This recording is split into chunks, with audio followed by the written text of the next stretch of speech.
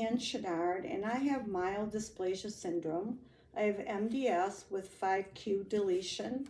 I was diagnosed in November of 2019, and I'm making these videos in the hopes of helping others with this diagnosis so that they know what to expect going forward.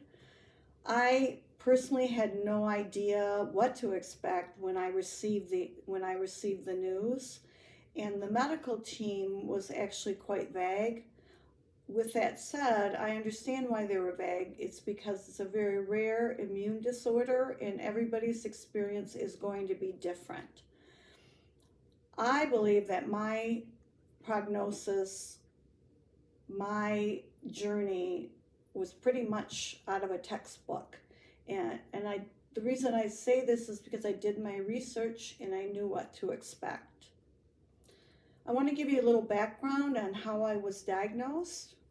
I had retired from a pretty awesome job of teaching in fourth grade gifted students, and in September of 2018, I was 60 years old. In the spring of 2019, I went to Zambia on a mission trip. In order to go to Zambia, I did have a CBC done. That was the first CBC that my doctor had done in about, I believe it was about 4 years. For me, I was very excited. I didn't hear anything about my labs, didn't expect anything was wrong. So I went on this trip to Africa, and for me it was really a trip of a lifetime. It was always my dream to go to Africa. And while I was there, I was able to spend some time with my sponsor child and the other 54 orphans at the compound. I was able to go out into the villages and contribute financially to a well being built. So it was extremely inspirational for me. And I thought that that's what retirement was going to be, that I would explore the world, I would spend time with my husband. But the summer of 2019, so after the trip, I felt unusually fatigued. And I mentioned it to my doctor, my primary care doctor, and he dismissed it that possibly it was just stress. And at that time, I was a caregiver for my mother. Well, I still am her caregiver. But life moved on, and I kind of dealt with the stress I was under a lot of stress, but I also dealt with this chronic fatigue. I didn't know where it was coming from. I didn't know what was causing it. But I kept going until I had planned to have knee surgery in October of 2019. Everything was set for the knee surgery until I received a phone call.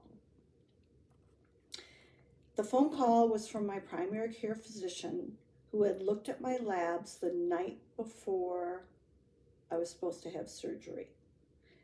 And he informed me that he thought I had bone marrow cancer. My reply was, how can that be? And I asked him to redo the labs. I thought maybe they mixed up my labs. Maybe there was somebody else's. I was in complete denial.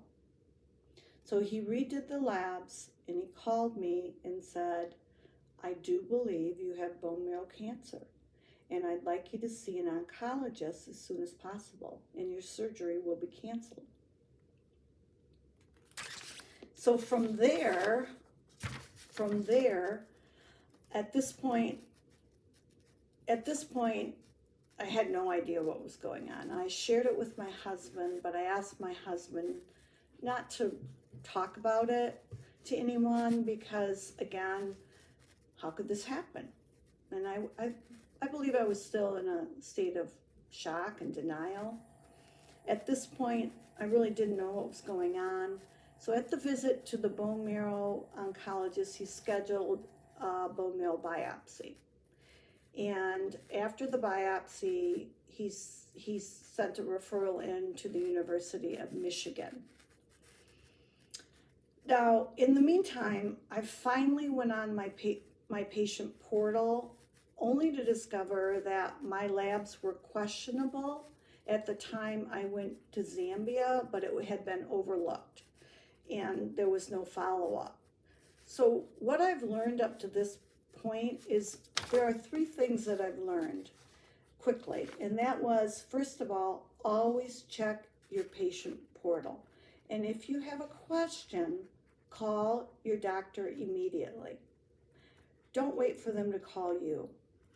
The second thing I learned was when you have a physical, insist on the lab work, including a CBC or a complete blood count. And thirdly, always be your own advocate and do your own research.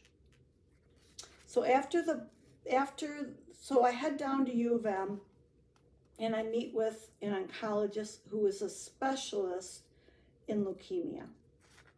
So here's where a new chapter begins. And I'd like to encourage you to watch the next video as I begin this battle with MDS. Thank you so much for tuning in.